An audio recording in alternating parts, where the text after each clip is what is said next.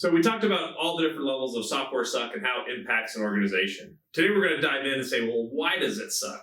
If you remember, one of the first ones we talked about in the tier 1 of suck is that you've got a software application and you're only using a small part of it. So why is that? So when the software vendor first starts out, they start building something that's really niche and really cool, and it works for this much of the market.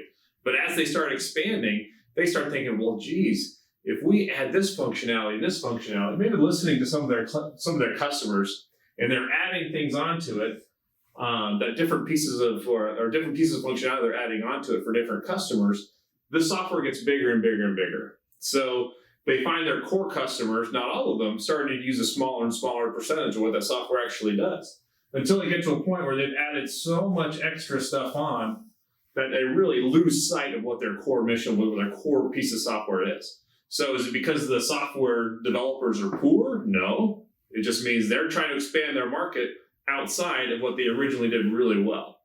So that's why you're only using 10 to 15% of it, but you're buying all of it.